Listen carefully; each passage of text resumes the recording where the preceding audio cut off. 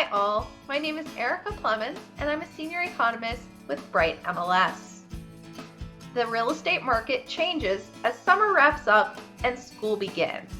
One aspect that we always see is slowing times to contract, and that's true if you look at our weekly statistics. For the week ending August 17th, the median time to contract was 28 days, 1 day slower than last week and 5 days slower than the same week in 2024. The more inventory we have on the market provides buyers with more opportunity to take their time before they make a decision. If you're interested in the shifting market trends in 2025, I'd encourage you to join me on Thursday, August 21st at 3:15 p.m. for our Housing Market Update webinar.